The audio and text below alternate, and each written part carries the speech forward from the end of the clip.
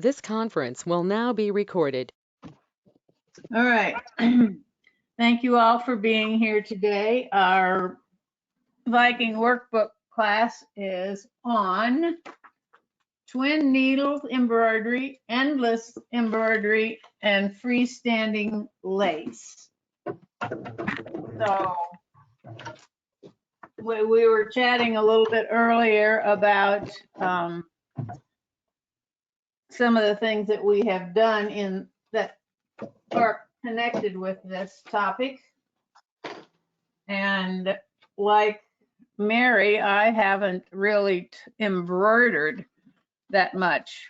Well, maybe not at all with a twin needle. I have in a distant past life, I have done some free motion with a twin needle, which is kind of scary, but it works if you're very careful. So the samples that I've made today for us today, this is embroidery with a twin needle, and let's see if I can get down closer so you can actually see the two different colors that I used. And the reason I have two of them is because in the handout it talks about using either a 3.0 or a 4.0 twin needle. The number means how far apart the two needles are. And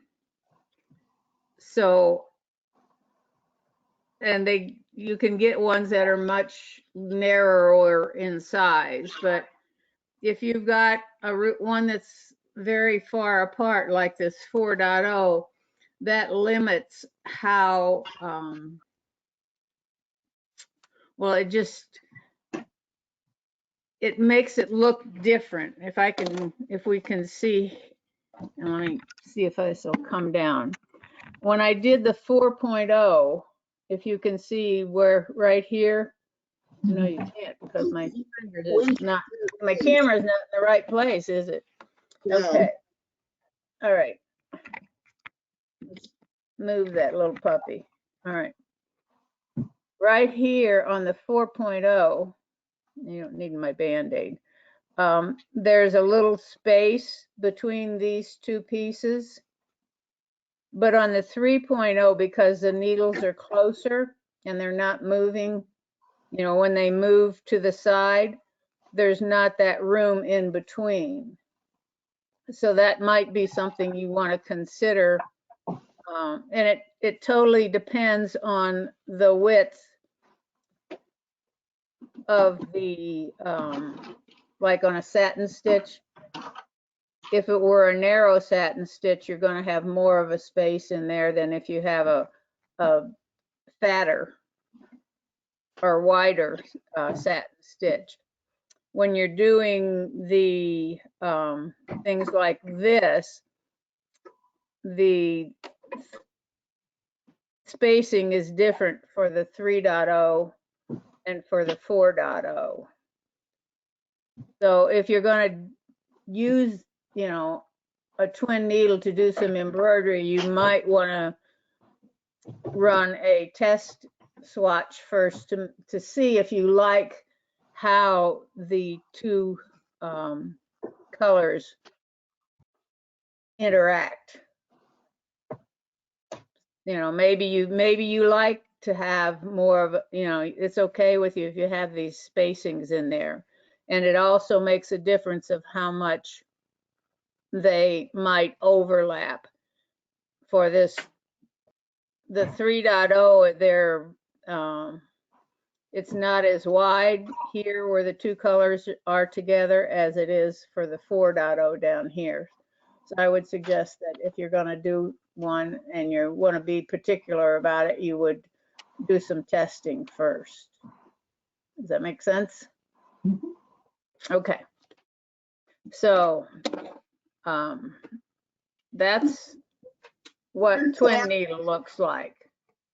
Yes, Elizabeth or Mary? Well, it's your camera seems to be freezing up every now and then. Now it's fine, but I don't know what was going on, but at least for me it was. Okay, well, please holler at me if it does, Okay, because I'm looking at what I'm talking about instead of watching my monitor. right. No, I know it's got to be tough, but now it seems to be okay. All right, so let me know if it misfires, all right? So now, one of the other categories was the freestanding lace. And I have a couple examples here of that, because most of my freestanding lace I don't own. I make stuff and I take it to the store and it stays at the store. So these are designs that are built into the machine. This is part of a jewelry collection that they put out as freestanding lace, where you can make bracelets and earrings and necklaces as freestanding lace. And then there are some other designs that are designed to be used more with yarn or thicker threads than just normal embroidery thread, although the ones that I did for today are the normal embroidery thread. My only example of freestanding lace is, and if I can find her on my camera, is my angel. And she's pretty tall, She's beautiful. and she's available on the embroidery library. You need 3 pieces. Her skirt is 3 triangular sections. There are wings. You need 2 of them, and then there's a piece for her head. Wow. And this is one where you just barely wash out the stabilizer so that she stays stiff, and even maybe take your leftover wash away stabilizer and make a soup out of it and paint it on her to make her even more stiff. And I put a plastic cone in her, because if she gets any kind of humidity, she can get kind of droopy. One of the ladies in one of our classes made some for some friends in Florida, and they didn't stand up real well. So, okay. All right, back to, I was surprised when I pulled up the thread only designs on the machine, and it came up with these. And they're nothing but thread. I put them on wash away stabilizer and washed it away. And there's nothing but thread, although they look like they might have fabric in them, but they don't. So that's an interesting concept. How long did those take to stitch out? I'm sorry? How long did those take to stitch out? Not very long. I mean, it's not much longer than if you were doing a regular design with a pattern fill in it, which is basically what this is. They've just made sure that they connect correctly so they don't fall apart when you wash the stabilizer out. And the endless design that they talk about in the handout, I only stitched out part of it, but it's also a thread only lace kind of design. It's a long row of leaves, which are used in the project, as well as being part of the lesson handout. Right? So I did look at my machine, and under Knowledge Center on your screen, if you go to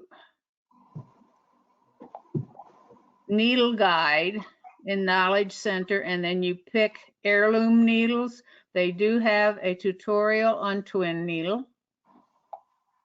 And I'm sure if we bring that whole thing up, that it's going to tell us about the needles. I had hoped, there's only one little blurb here. I had hoped that they would tell us the threading on it, but maybe that's in something else. So, but I'm going to go through the threading for twin needles. So when you're threading for your twin needles, you're going to have a. Can I ask you, where were you under the Knowledge Center? If I found threading the twin needle. You did find it? Well, under Knowledge Center, I did. Let me see what I'm doing. Maybe I just didn't find the right.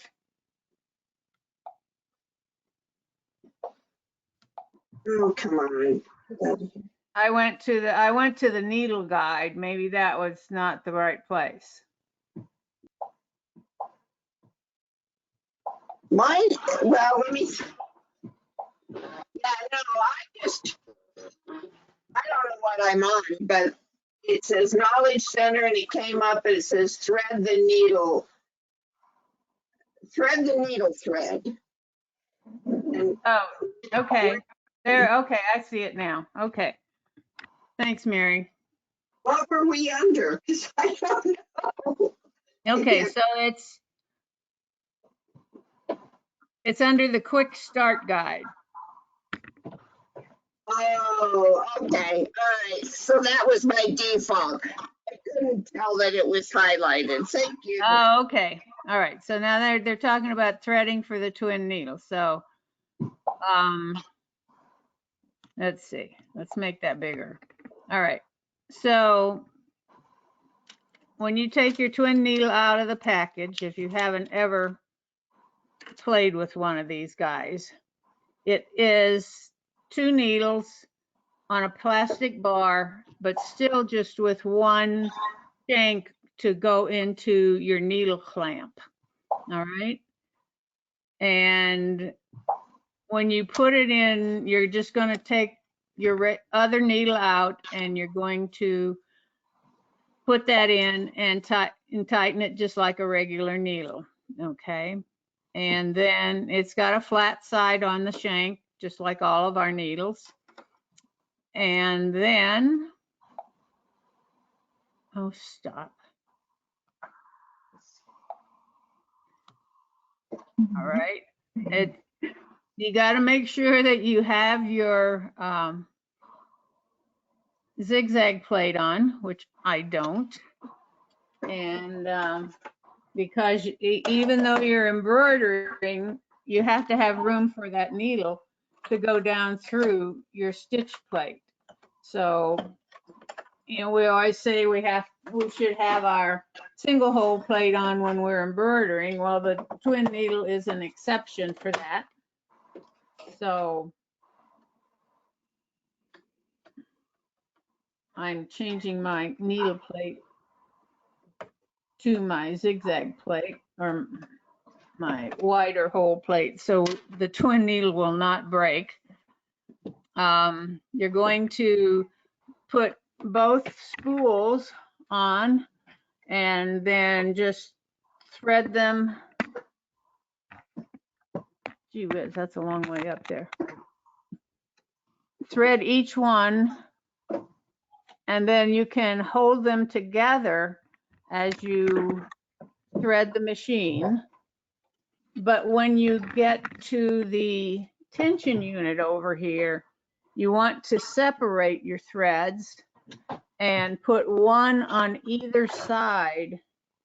Each thread would go on one side of your little plate up here that wobbles. Okay, and then you can bring them back together. Again, you want tension on them.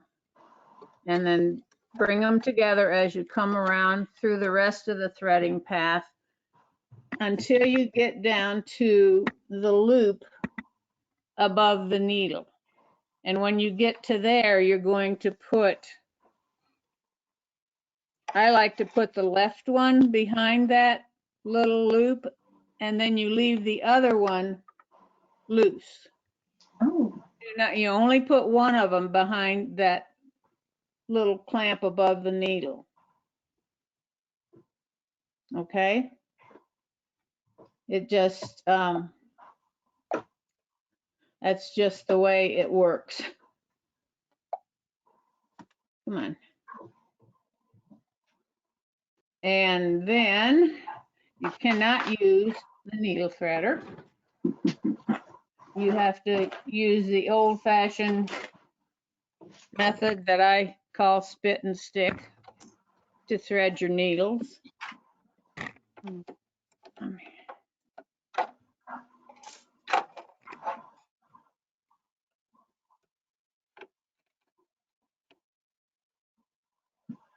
Okay. Don't get in there. And then, can't find my buttons.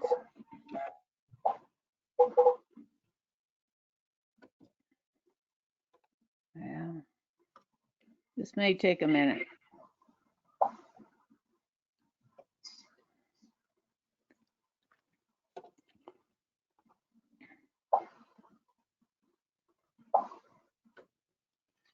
Got the wrong glasses on for needle threading.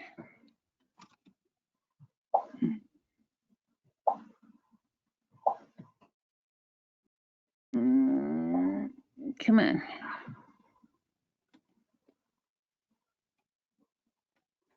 Well, be that way.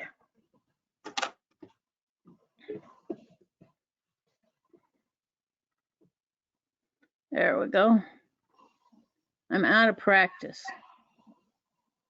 I'm spoiled by the needle threader.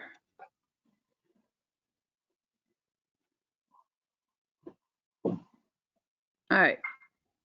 So now you're all set to go. You got both needles threaded and you got your embroidery bobbin in, and then you just need to pick your design.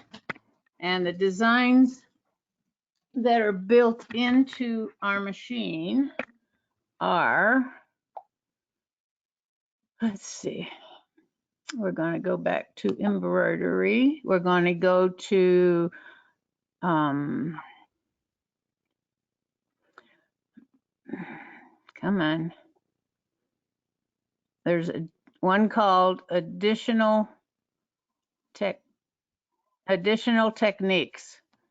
And under the additional techniques are the twin needle embroidery designs. There's only 3 of them built in. Okay. This is the one that I used part of. And when you look at them, let me bring that up. Okay. When you look at them, they don't look any different than any other embroidery design. They, because it's just one design. When you have the twin needle in, that makes the difference. You could embroider this out as a single color. Quit that camera. And it would just look like that. But if you do it with a twin needle, that makes the difference in how it's going to look. Also notice that when you bring up a design which it has something special about it, you get an exclamation point up above your settings. So if you touch your settings, then that exclamation point appears on the temporary embroidery settings for this twin needle thing. And when you open it, it has automatically set your twin needle options to something, and it picked 4.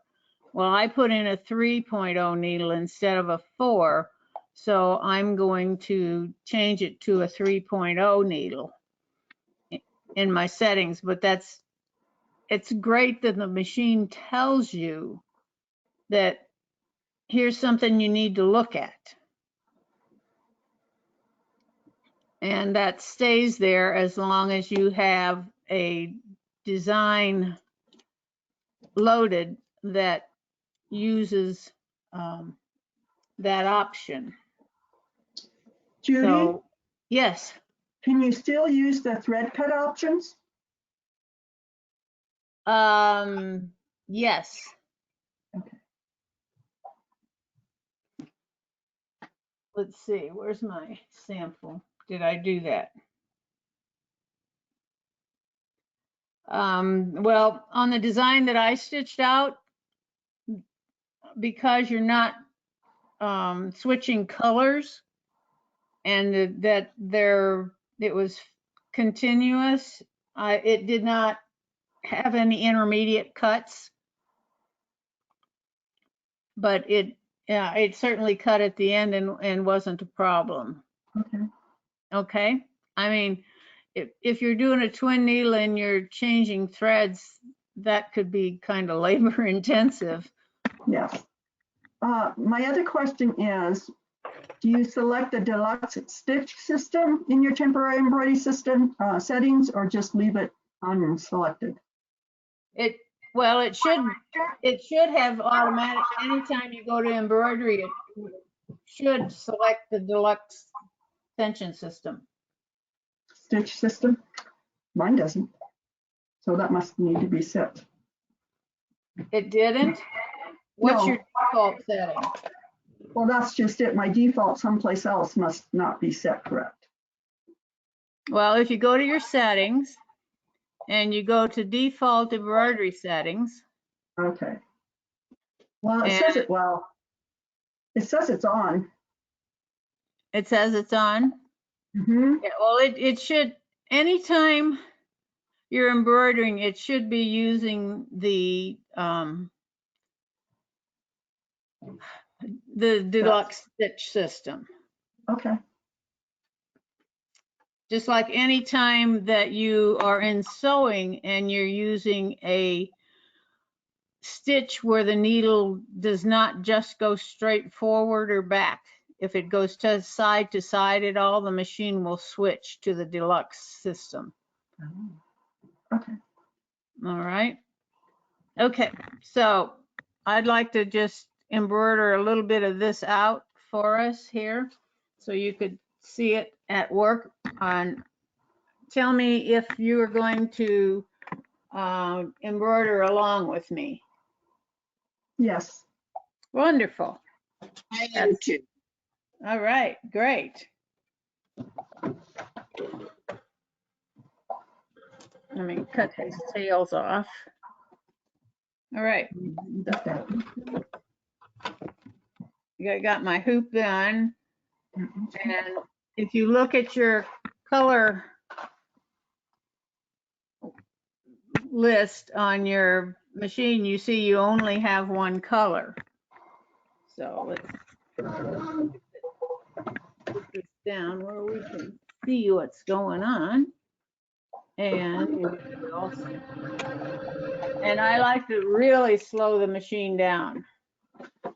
I normally slow it down, but I slow it down even a little more for something like this, all right? Let's see. Oh, I see what you're saying about the tension. It doesn't say the deluxe system, does it? No, Right. I had to highlight it when I did the needles because it had that exclamation point next to it, but it was off, so I pushed it on. Well, okay. Because remember when we threaded it, we put one thread on either side of that divider in the normal tension system. Yes. If you're in the deluxe tension system, And so this, I recant what I said earlier about using deluxe system when you're embroidering. Judy, can you move your camera so you can show us what you're doing? Okay, see down here at the tension on your, thank you, Elizabeth. On your screen, it's showing the normal tension system symbol, not the deluxe, not the one with the swoop and the 3 dots. It's showing this one, which is your normal tension symbol. And you're having your 2 threads on either side of that divider there. So Are you in stitch out? yes, I am. Okay, thanks. Yes, I am in stitch out. That makes sense. And thank you, Brenda, for bringing that to our attention. So we don't want it highlighted. So we basically. don't want it. Yes. Okay. We want it to be working on both threads at the same time, because the deluxe tension system only has one set of rollers to control the thread. Oh, okay. And this way it can be done more evenly. Because you can imagine, as your 2 threads are going through those rollers, they can be side by side, they can be crisscrossed on top of each other, and that, I think that would make it more difficult for the system to control the tension perfectly. All right? Can I ask you a question? Well, sure. So I had the deluxe system on and I went to stitch out and I still get that symbol. So Right, what, 'cause the machine has changed it on you. well, that's what I was going to say. So it doesn't matter whether it's on or off. The machine is going to set it the way it wants it. So if I had, okay, that's what I was thinking, but I wanted to make sure. So we didn't, it doesn't matter what it's set to, it'll do what it wants. It's trying to keep you from hurting yourself, Right, yeah. which sometimes we think we're smarter than the machine, and I don't think we are sometimes. Okay? Does that make sense? And I'm sorry for that, my little speech about always using deluxe system. Obviously, I haven't played with the twin needle embroidery much. So let's see what we can do here. Let's see, that's pretty good. All right, so.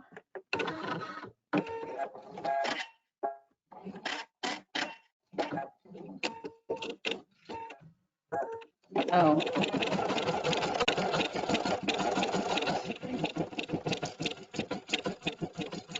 A lot of the designs that have been around for a while will always start in the middle.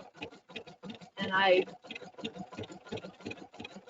don't always remember to look for that and to advance it 1 or 2 stitches to get it past that.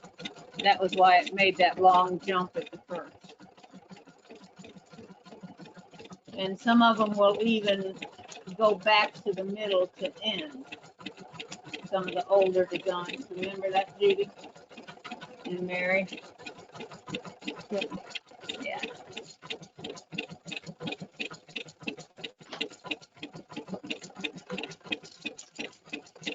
Judy, that stitch design packet was number 156. Thank you. And that is the, it has that design there on it. And it also, you could use a wing needle. And had wing needles in it also? Yes. Okay, while this is, can you hear me over my machine? Yes. Okay. I tried to look on the library for twin needle embroideries, Uh-huh. and I could not find any at all. I found a lot of stuff that had the word twin in it. I found a ton of wing needle embroidery. Was there anything for specialty needles? I did not, that's a suggestion that I did not pursue. So, yeah, I can look there. I did not, I finally got frustrated looking on my machine and went to the computer, and even then, you know, I find it much easier to scroll through on the computer, but, Can't hear you anymore, Judy. I'm sorry.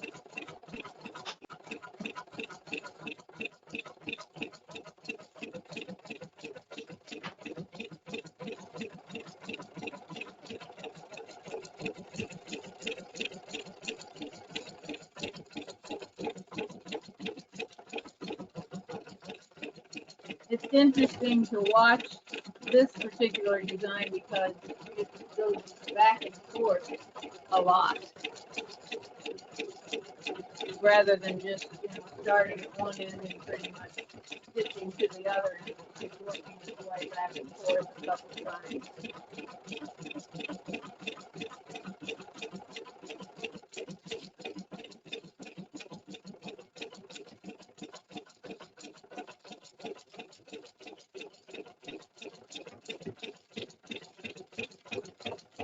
And there are, if you can hear my machine, it's kind of thumping sometimes a little bit when you're getting into places where the two needles are overlapping the embroidery, just like it does if you're going through a thick patch when you are doing a one needle embroidery.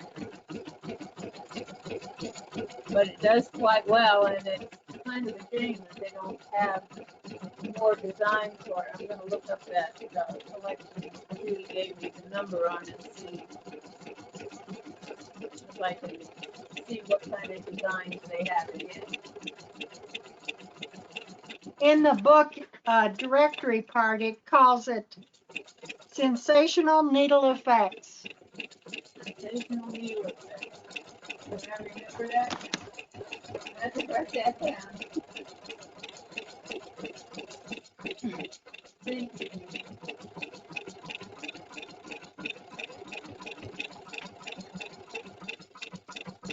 I'm assuming that's a Viking collection. Yes, it's one of the, well, it was when they were doing the some of the higher numbers of the hundreds.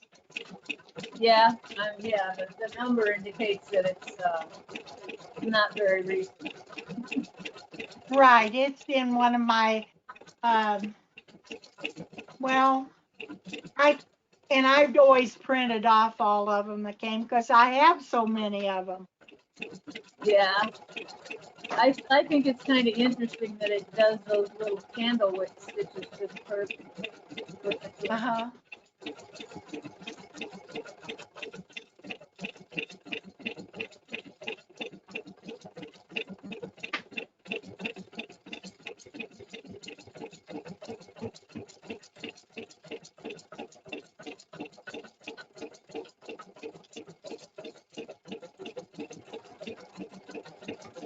Even if you use the same colors of thread on this, I think the designs would be attractive.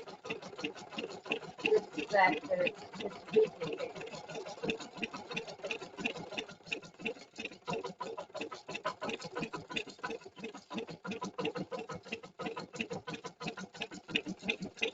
If you don't mind, I'm going to go ahead and let this finish because it's turning out pretty nice. So Judy,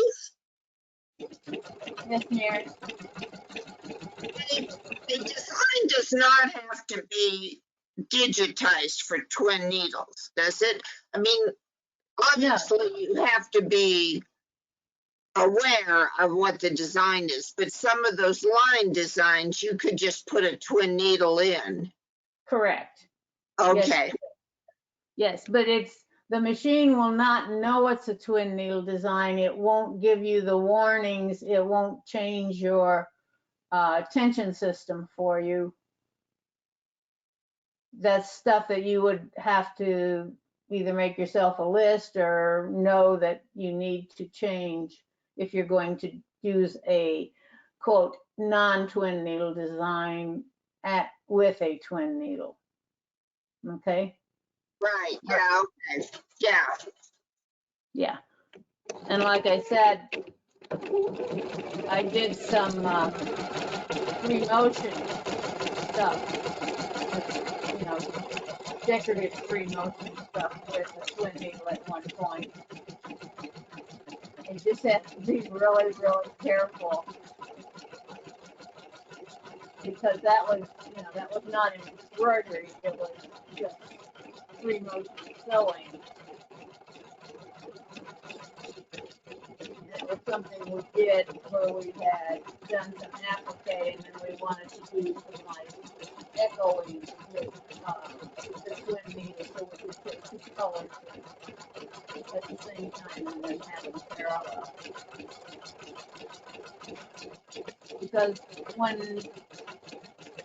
I looked at the settings of the width of the twin needle, there is a setting for a number 6. You know, the width on the twin needle can go up to a 6, which doesn't leave you a whole lot of room in your stroke plate. But if you were doing some free motion carefully, you could get your lines kind of farther apart. How's it going, Brenda? Oh, you're done already. Stevie, your mic's not on. I can't hear you. Your mic isn't on. I said I did it, but because the supplies list didn't say anything about material, I just did it on the tearaway. Well, don't take it off. Well, I guess you could. That would be interesting to see if it would stand up. You know what? You could carefully take the tearaway off and then put some of that fabric glue, like. Put on something. I just figured it's practice. Oh, I remember to put fabric in it. But if you put it on wash away and didn't do anything to it, it would fall apart. Yeah. Elizabeth, did you have something? Brenda's again. You want to see my? It is a really pretty design. It is. You can't really see. I did it with the white and a dark, and so I can see it, and it looks cool. But Yeah, it doesn't show up real well on the cameras. no, not on mine. Yeah. Okay, and you'll notice that it did jump away from the design to cut the ending threads. There's a tail. I don't exactly know why, unless that's something they wanted to, you know, get away from the design itself before they cut the threads. I don't know, but this is what it looks like. Let's see. Whoops. So you can see the colors. Mary, looks good. That's a pretty design, isn't it? It is. It would make a pretty corner, or you could just, you know, like I did for the sample, I only stitched out one of them. You know, you could just stop when you got to the end of the first one or go into the software and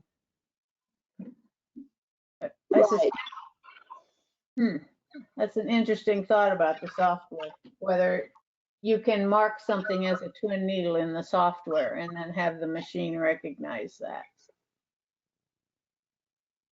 Yeah, I don't, you know, like some of them, I know you can say it's a twin needle, but whether the machine would recognize it, I don't know. Maybe I'll play around when we're doing things here. Okay, all right. Then I also asked you to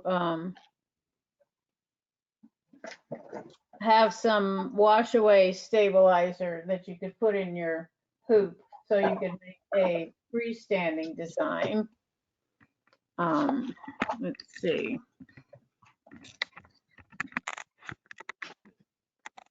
The design that, let me get out of this. The design that is used in our project today is actually this one. And again, it doesn't look like a, it just looks like a normal design, and it would be pretty stitched out as a normal design. But because it is in the machine as a twin needle design, you would want to go in and turn off your twin. It still has the exclamation point up on your settings. So if you were going to do it as a single needle, you would want to go in and change your settings back to normal. You would take off your twin needle. You would turn your twin needle options off, and then you would change your, let me see if I just turn that off. If when I go to embroidery. No, you would need to change your tension system back to the deluxe stitch system also, because it leaves it as the, because it's marked as a twin needle design. You would then go back in and set your, let's see, temporary embroidery settings. You would turn your deluxe stitch system back on rather than leaving it off, like I had Brenda do in the first part, and I was wrong. So, if you can use them as, single needle designs, but anyhow, this is a design that is used in the project for the little bag. The other design that she used was the one that I just stitched, was this little guy that I just stitched part of it out, and it is an endless design, and she used it as a trim on the project. She made a little purse, and then she made, it's hard to see with the, see if I take that out of there. It's still hard to see. She made a row of, she did 2 of these twin needle designs opposite each other. And then she made 3 repeats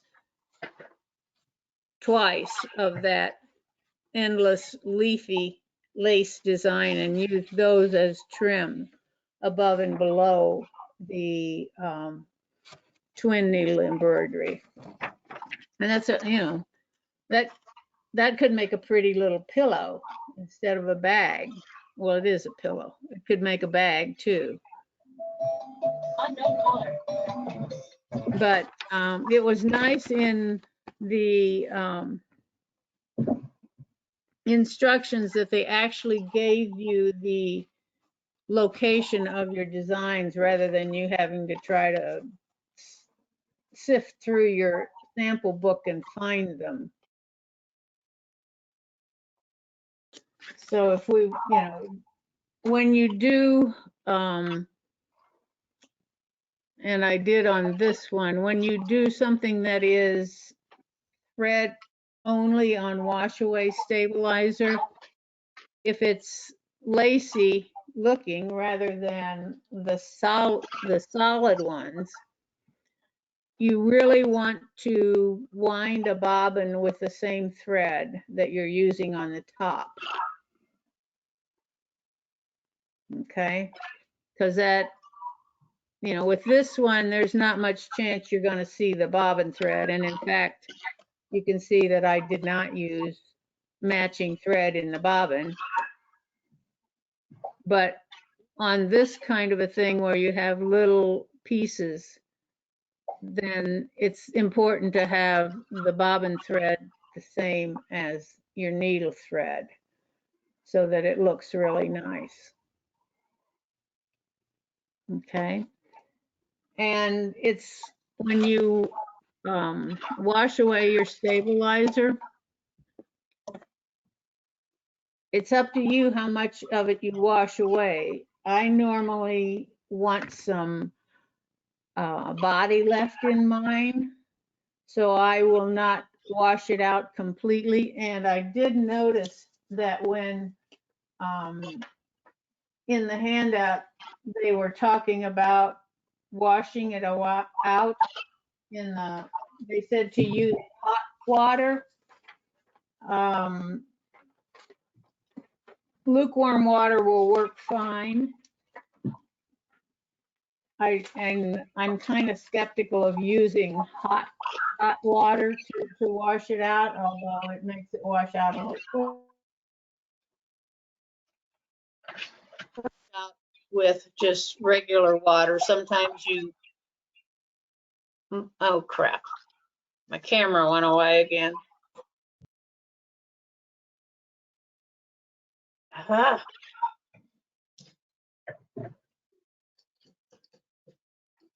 While you're messing with your camera, I just create or changed design to twin needles on my software and set it to the Epic, and it didn't give me any of the safety things. It didn't tell me to change my it didn't change the tensions or indicate I should put in a twin needle or anything.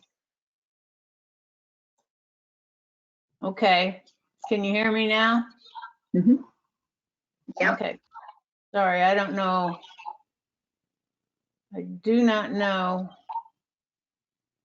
what the deal is, but at least this time it didn't knock me off of the recording, which it did last time. Did you hear Mary's statement? Yes, I can hear you, I can see you. It's just me, Okay. the feed to you. It's something goofy with my camera, whether I'm having, I don't want to have to buy a new camera. You know? So I have a question. It says endless embroidery hoop 2. What is that? An endless embroidery hoop is, I don't know whether it's hard for me to remember if we've covered that in the Viking ones or just in the FOF one. There I are haven't- two. I haven't seen it yet. I was hoping to see that. You want to see an endless hoop? Can you give me a sec? I'll go get mine. I have one, but I'd like to see, I'd like us to do one too.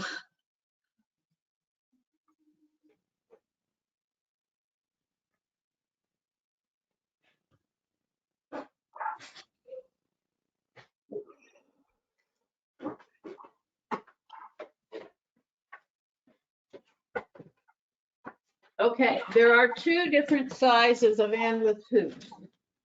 What I have here is what's called the mega endless hoop, okay? And it's a different looking hoop.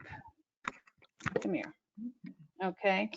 It's not, well, it is two pieces, but it's two pieces that are joined together. And there's this little lever down at the end of it. It hooks on, you know, it's got its own little hook thing, just like all the rest of the hoops. But when you turn this, it lifts this piece that's joined with these arms. And underneath here is a black gasket. And there's also one here, a rubber thing. And that's going to hold your fabric. I don't have fabric here. But what happens is that when you put your fabric in here and then close that down, it clamps it down. And they're made mainly for, the hoops are made to like do borders on something, like at the bottom of a garment, a curtain, a quilt, whatever. endless designs can be done in almost any hoop. And I have a tendency to use my magnetic hoops for an endless design, but these were made way before we had magnetic hoops. And there's a smaller one, a 100, what is it, a 100 by 130 hoop, I believe. That's a smaller endless hoop. But these were because you could leave the hoop on the machine and just unclamp it and then slide your fabric whichever direction you were going and then just reclamp it. It made it a whole lot easier rather than having the two-piece hoop where you had to take it off of the machine and fiddle around with getting it positioned right, when you could just open this up and adjust your fabric as you needed to get it in the right position. It made it a whole lot easier. The one restriction of these is that there is a ledge over here on the right hand side that the theory is that you use that ledge to line your fabric up, because if you've got a long strip of fabric, you can't get it past the edge because of the hinges and so forth that make up the hoop. Does that make sense? So I have a tendency to use my magnetic hoops now that they've come out with all, all various sizes of them, rather than the endless hoop. But these are still available, and they serve a purpose, especially the ease of adjusting something. If what you're embroidering, the edge fits right along here, and you can get your design positioned correctly using that edge, that's a big bonus. All right. Thank you. You're welcome. Okay. Let's see. Do you want to go over using, making the standalone lace designs with water soluble? Have you done that? Do you want to see some? Or Elizabeth is shaking her head yes. All right, let me get some stabilizer.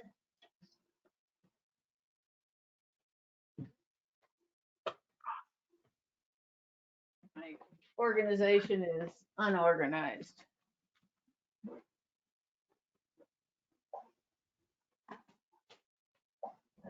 Watch away.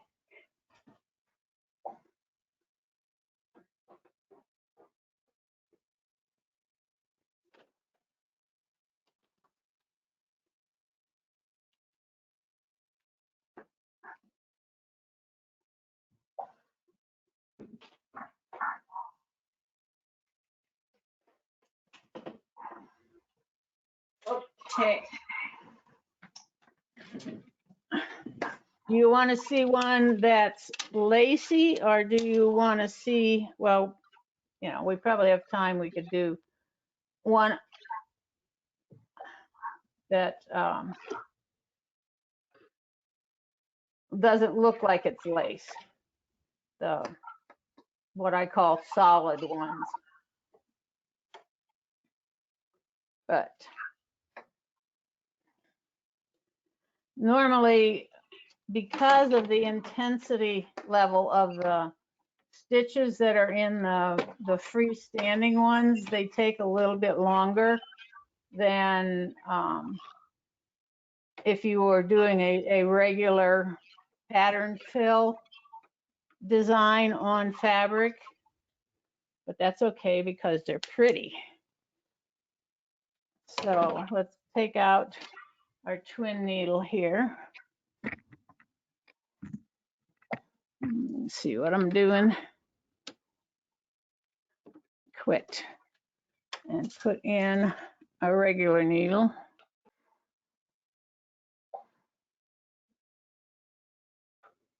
Come on.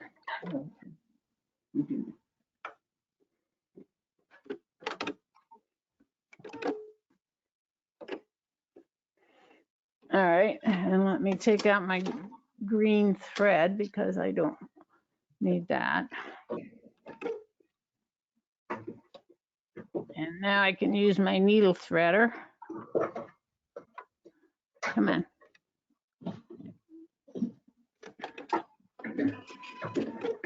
All right. Okay, so let's go find us a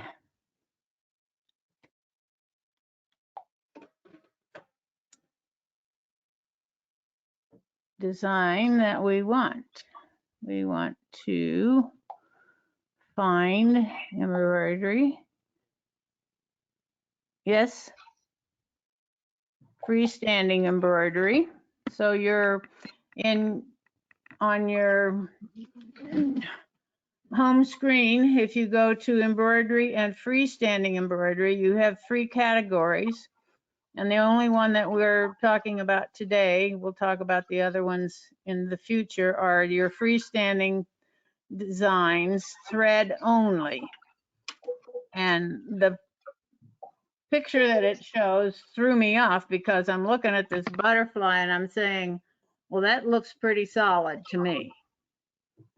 But when I click on it and I see the designs and I look at that design and I go to my color palette and I scooch him over so you can see him, the first layer is all that thread. And the second layer is just not a whole lot of thread. The third layer is just an outline. And then the fourth layer is a bit more definition on the outline or details. But that first layer provides the framework. And if you can see, look down here, see that they just didn't have those long stitches. They've got a grid work of stitches underneath. So all of it, they built a grid work and then they stitched on top of it. And that's what makes it freestanding, because they've got that grid work to put all those other stitches into. So yes, that's how they build these guys that look like they're solid, but when they stitch out, they are stitched out first as they make their own base to put them on, as if sometimes you will have lacy looking designs that you need to put on tulle or organza to stitch them out so they hang together. Well, they're building their own, if you will, like organza or tulle in these designs. That's how they can make them freestanding. Does that work, Elizabeth? Yes, yes. Okay. So if I go back now to my selection of them, you'll notice that there are quite a few of those, like all of these, 1, 4, 5, 6, 7, 8, and 9 are those ones that look solid when you're finished. All the rest of these are pretty lacy, and number 19 is not a freestanding one, except maybe that little loop, but this is a towel topper. So I haven't figured out for sure, except for that little loop, is if that's what they're talking about is freestanding on this one. I haven't looked it up. But here's that jewelry collection that I was talking about, and this one that I stitched out is number 16 here. And it's not very big, but there you can see that this is there's a necklace kind of thing, and there's some medallions, but there are also things that are made to be used as dangly earrings that you can make out of, make to match your outfits. And there's even a bracelet. This is a little crown, a little, it's not very big, but it's very pretty. And then there are some of these down here. There's a corner and a bell. And this is a Christmas ornament. This is an endless one that you could make your own edging lace to put on a blouse, you know, a sleeve, or use for a collar or something. The ones down at the bottom here that look kind of fuzzy, 26, 27, and 29, are more made for yarn, you know, to look heavier, like this little yellow one that I stitched out. That definitely looks a little heavier than some of the other freestanding ones like this. But that's thread, right? Yeah, it's nothing but thread. And of course you can't see this because it's white. So let's change the color of it and make it something you can see.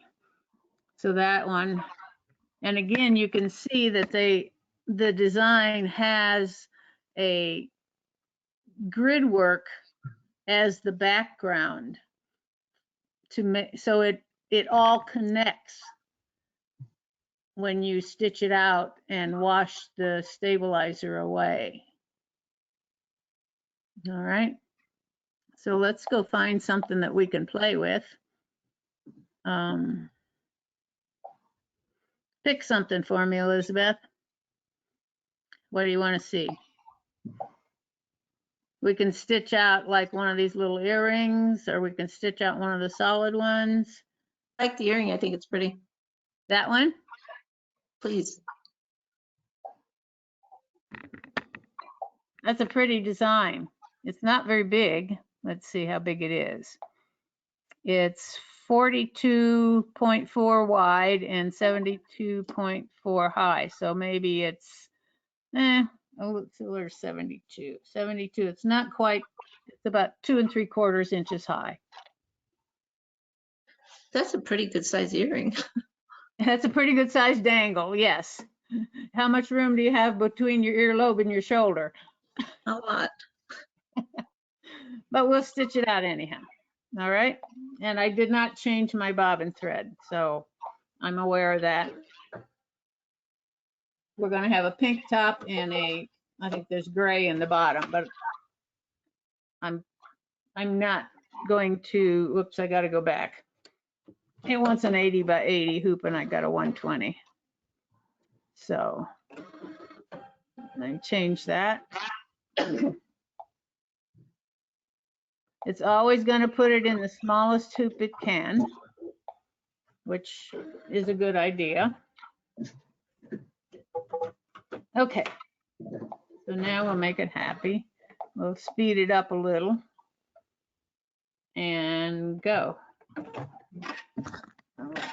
Now it's going to do some basic stitching.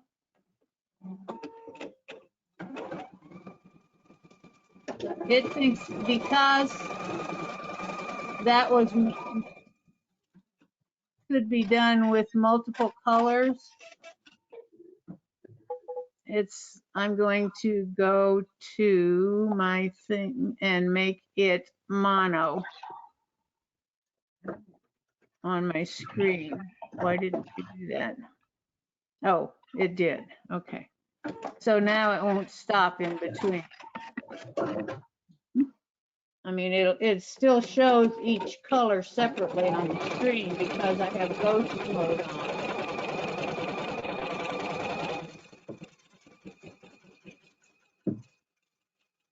And you can see that it's going over the stitches again and again to lock them together.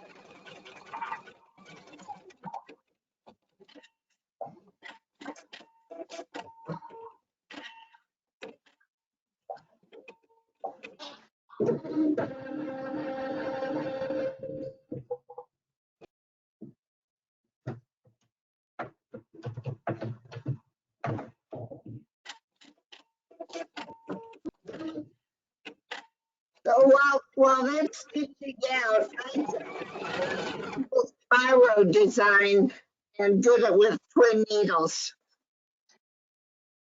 Oh, cool. Yeah, so you could really get fancy with your software. But anyway, Can I see that again, Mary? no.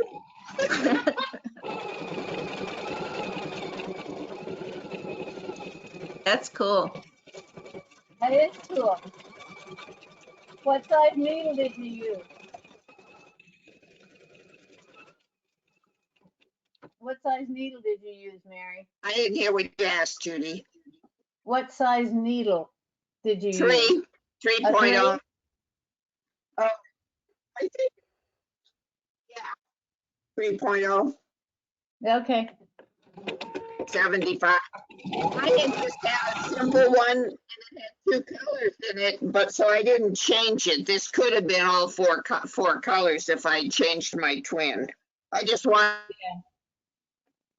I think to see what it would do. So in the software, I clicked on. You have to remember to set everything on your machine. I'm sorry. With my machine running, it's hard to hear you. She keeps freezing.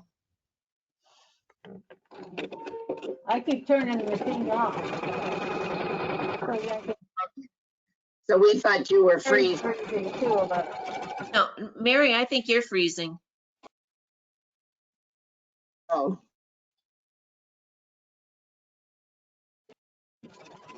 it's not that cold out. sorry. Still?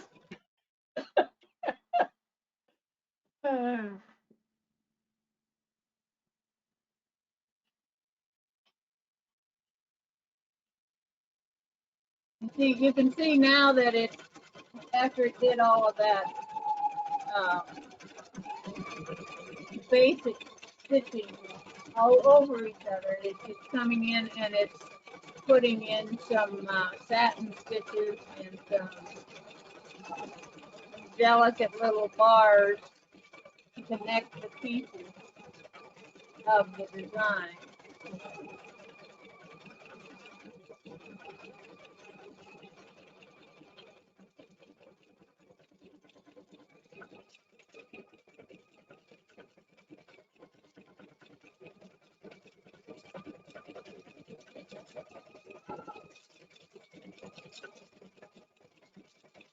And right now, that very middle teardrop part is not really connected to the outside part very much. It still has some serious stitching to do.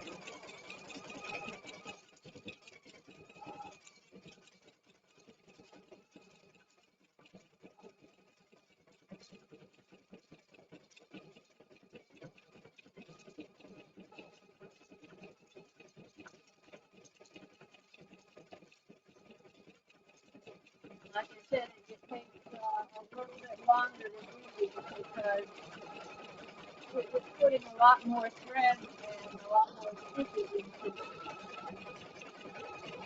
so that they will stay together.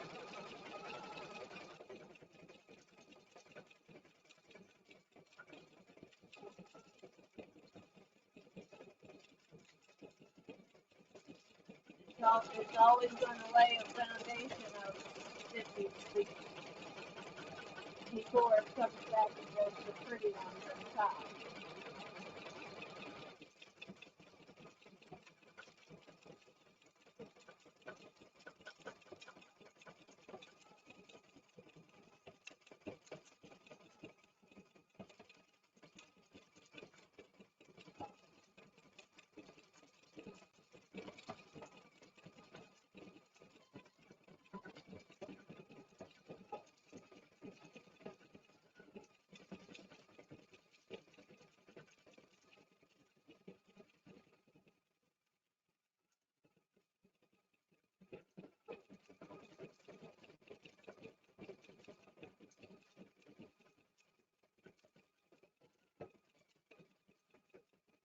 In the soft workbook class last week, it also was for the some lace work stitches, and this is it's a kind of a freestanding lace, but the person who wrote the project, instead of having us cut out the entire octagon of fabric and to then put the lace into it, she had us leave part of the fabric in there, so it looks like it's an applique inside of lace, and I thought it was really, really pretty.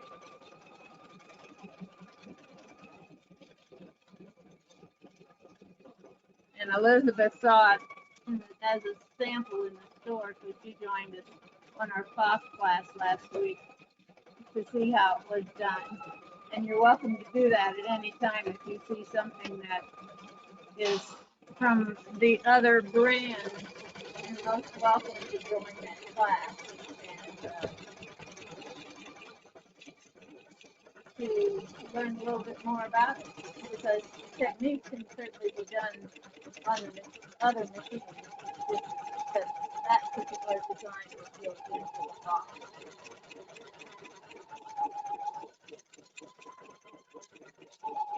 Well, it's still stitching. Do you know about the software boot camp that's coming up next week? The 2-day class? I can barely hear you. Okay, do you know about there's a software boot camp 2-day class next week? Oh, I have my book and everything. All right. I signed up for it. I have to go get the book. Is Okay. it going to be online only or in store? No, it's in store. It is in store. Okay. So yes. And it's gonna be pretty good, I think. A fun thing. I am And looking you'll- forward to it.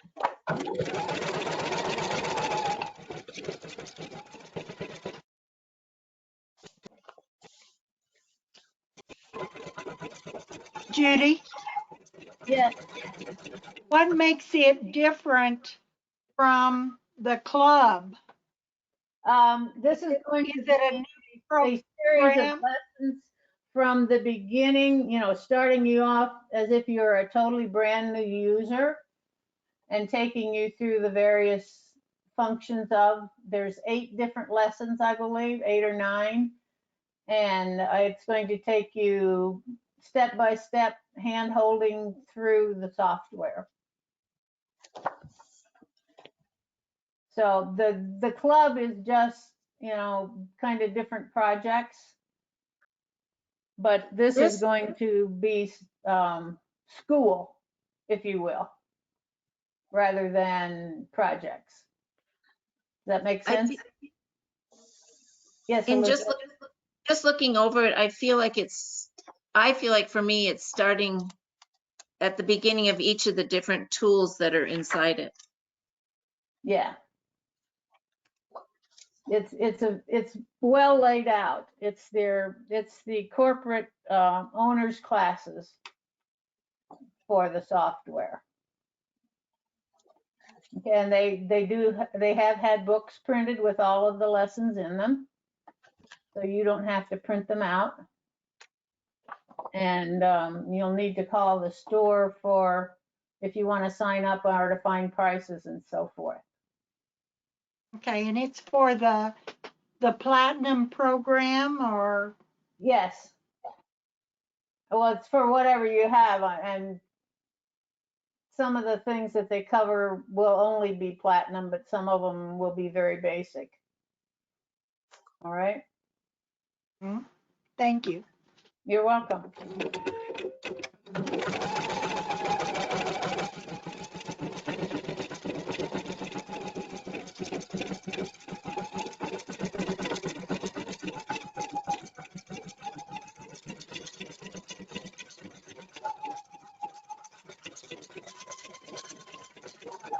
And this is a pretty design. It's just gonna take a while. Beautiful. Well, gold thread would be perfect in there. Yes.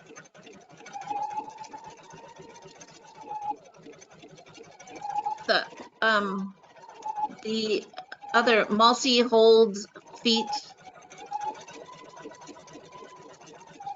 specific designs or stitches that you should use with those, or Pardon? I was asking about like any of the multi-hold foot, like the 3-hole or the 9-11-hole foot. Is there stitches that you should use for those?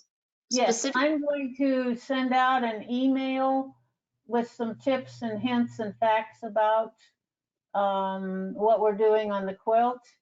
Okay. Okay, but yes, there are specific stitches for those. Well, we can look at that in a few minutes. This thing ever finishes. It tells me I have 4 minutes left.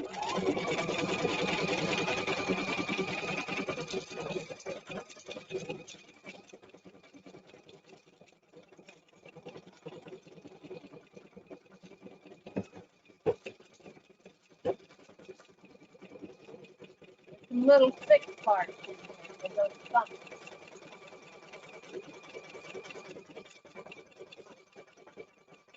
There are 5,400 stitches in this little earring.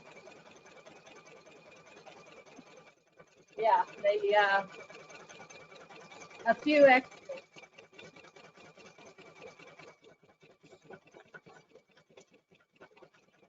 You know, they intended for an earring. I think it would be really pretty to make it as a medallion on a garment.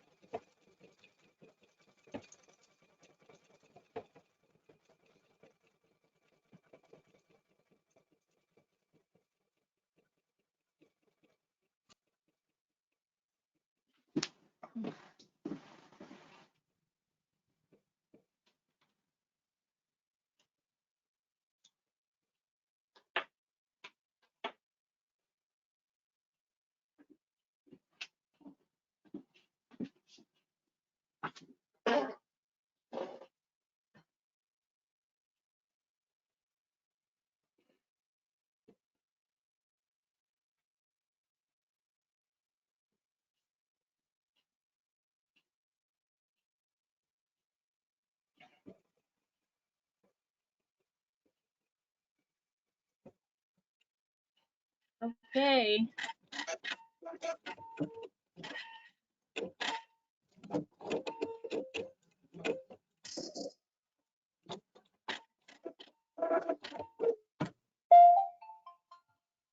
The magic sound.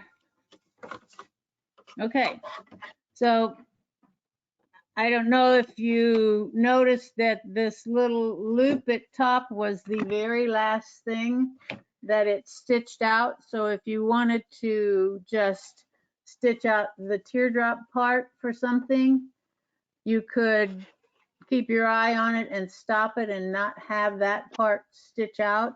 And while I was watching it, I was thinking you could make a really neat circle of these. And you could, if you wanted to put it in a garment and to beef it up a little, you could put a layer of tulle or organza on top of your wash away stabilizer. And then that would make it a little more stable if you were going to put it in a garment or into something that was going to be used to make it more stable.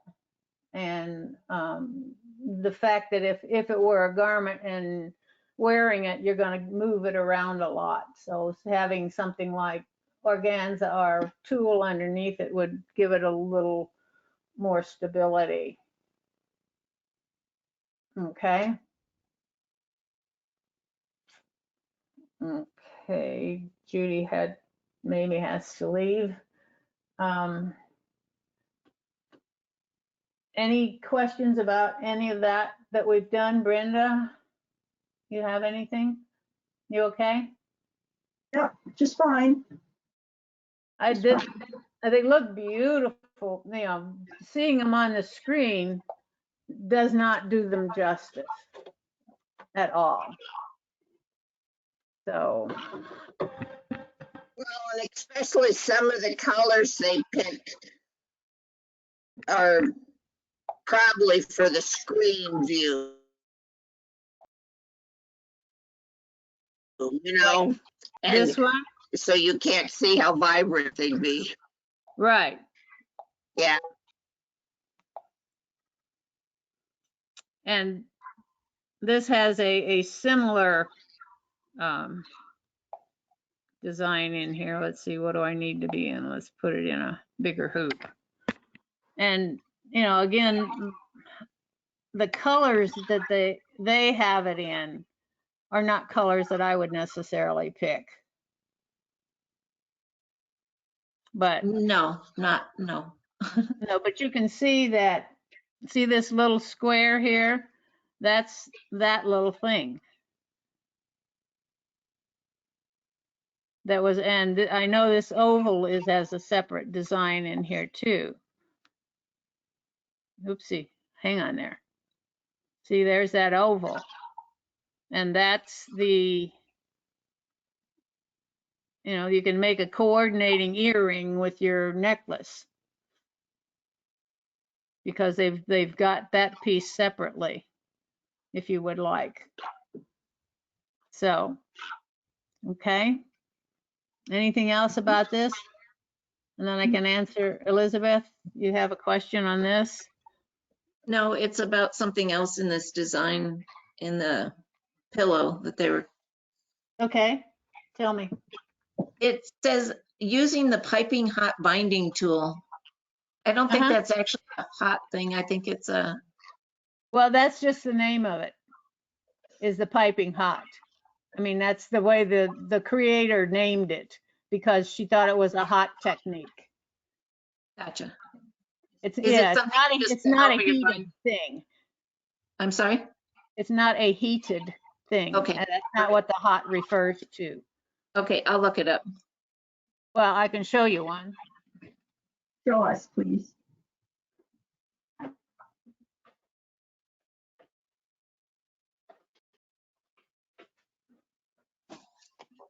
Well, actually, the book is on the tool itself. It calls it, get out of here. It calls it the grooving piping trimming tool. But Susan Cleveland is the lady who puts out the book called Piping Hot Binding. And this is a tool that comes with it. It's a piece of plastic that has grooves in it on the underside that you put your piping in to trim either to a 1/2 inch or a 1/4 inch seam allowance. Oh, gotcha. If you've got piping, okay, like this, and you've created it and you want to trim it so it has a 1/4 inch seam allowance, then you just get your piping into that groove and then you run your rotary cutter right along the edge of this ruler, if you will, or tool. It gives you a 1/4 inch seam allowance. That's Okay. nice. And we'll get into that with our quilt too. Oh, cool. Good. Okay. Now this only works with fairly small piping. There is another one, which is Linda McGehee makes, which has a lot more grooves and a lot more sizes of piping. Wow. It's very thick, so you need to use a 60mm cutter with this, whereas you can use a 45 with this, your normal rotary cutter. but they're fabulous tools because that gives you that, you can get your seam allowance, the depth that you want it to be, and then when you put it into your project, you can line that up with your normal seam allowance and get it exactly where you want it. Consistency. Yes. And this piece of piping, I happen to have done some over stitching on it to That's make pretty it cool. kind of fun looking. That's really cool. Okay. I have How did you do that? a bag of piping and binding ends that one of these days I might do something with, but they're too cute to throw away. No kidding.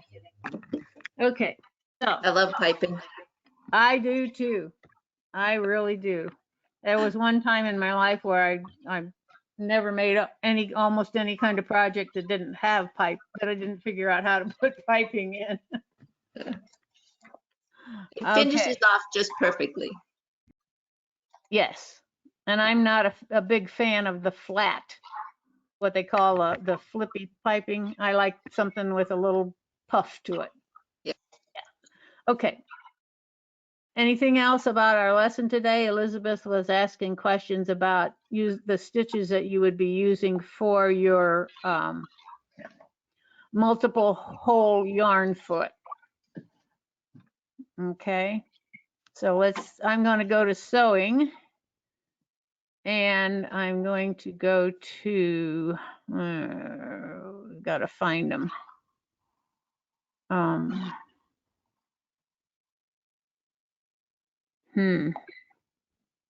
Wrong one. P possibly? Yes, P. Yes, exactly. Let me expand this out. Okay. All right. You see the ones with the gray behind them? Those are your multi-hole feet stitches. Okay. And one reason that I want to start sending out some emails is because you, as a Viking user, some of the stitch information and so forth they give you in the book for the quilt, you have no cross-reference, and I want to be that cross-reference for you. I'm excited. Thank you. I You're appreciate it. There is, and if you do your question mark, stop it. Go away. All right, don't lock up on me, you silly machine. Okay, use your question mark. It will tell you it's for a 3-hole yarn stitch. Let's see if we got something else here. It keeps saying 3-hole. But now you have the multi-hole foot for your Epic. I have the 3-hole and I have the 9/11 hole or whatever that is. Yes, And I actually 9/11, yes. I tried looking it up, 3-hole or 9-hole, and I couldn't find anything. I ended up using a zigzag. I was just playing with some stuff, couching And, some stuff.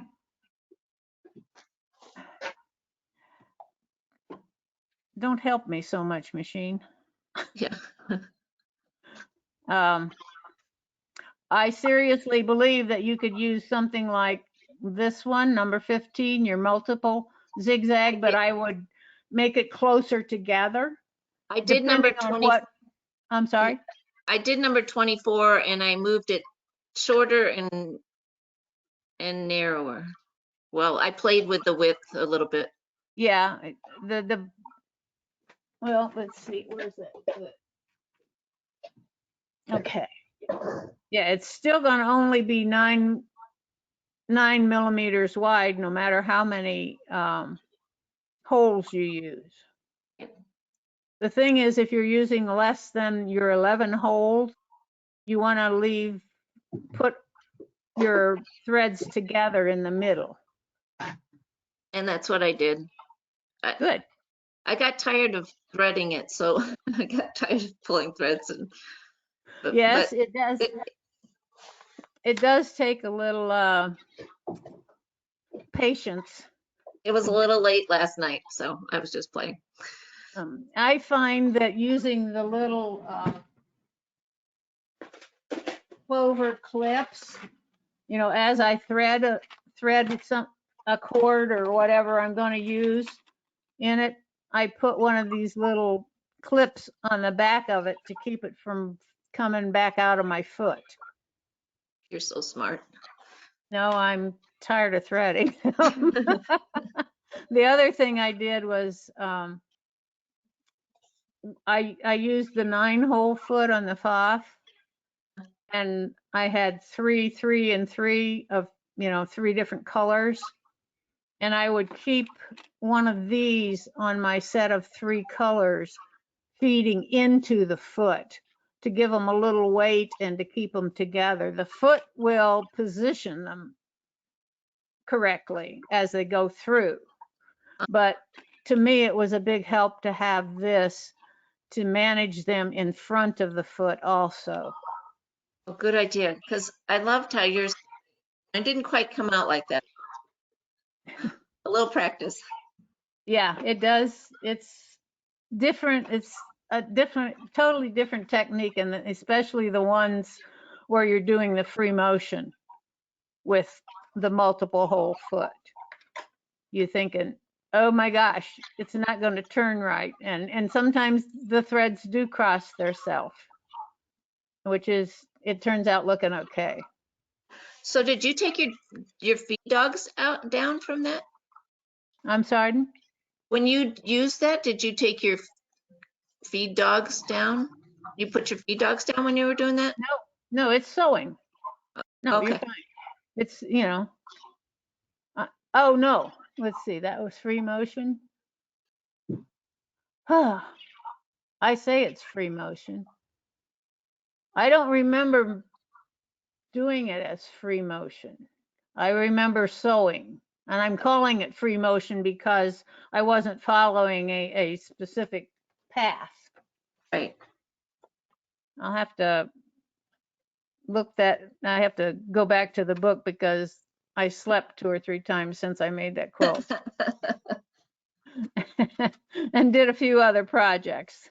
I actually didn't read the book. I was just trying to play with the foot. Yeah, well, yeah, I was amazed when this foot for the Viking came out with 11 holes in it. I think I did 7, 8. I think I did 8.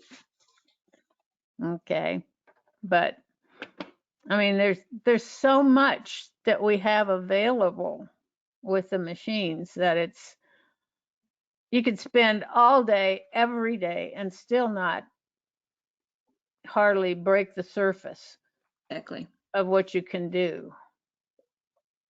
But I think you could use some of these overlock stitches too, maybe. You just have to check them out. Yep.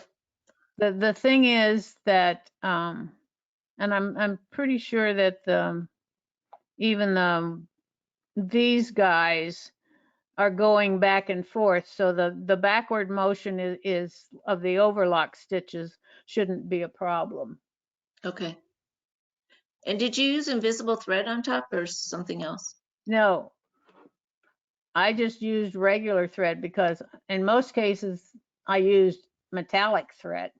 Okay. And the book for the quilt tells you to use invisible thread in the bobbin, which I did not do. I used just regular bobbin thread. Okay. I mean, I barely use invisible thread on the top, or I can't, it's not, and I used to ask my husband, have you seen my invisible thread? And he thought that was hilarious. So I'm trying to train myself to say transparent thread, but it has Monofill or whatever it's called. Yeah. Anyhow, does that help? Yes, it does a lot. Thank you. You're welcome. Evidently they have not made any additional stitches for the feet that have more than 3 holes because the one for the 3 holes works just dandy. Okay. Okay. Mary, have you had a chance to play with any of that? No, I've got so many unfinished things here. I'm trying to catch up. So, I Join the think crowd. we're all trying to catch up. But it's fun. It's fun, and I'm still working on my goats. Oh, Yeah. good. oh, your Christmas goats? Yeah. Santa's The an Yule- helpful goat. This Yeah, goat. yeah. those are Brenda, cute. we're talking about a quilt pattern and kit that is available at Sew-ciety. Carol has asked me, it's appliqued, and Carol has me digitizing the appliques. Ooh, I've got them all digitized and I've test stitched the first 3. I have yet to test stitch the 4th one, and then I have to make the quilt. neat. Yours is much. Yes. So, and it's fun, but these are huge appliques. Like this one I just stitched out, and it was 4 hoopings to get that one applique, or that one piece. But it's They fun. were big. I think it's They were fun. big. You know, some people think I'm crazy because that's not their jam, but I'm good. We can all use fun. Yeah. so Okay. anyhow, any other All right, questions well, about anything? Carol Foss, are you okay?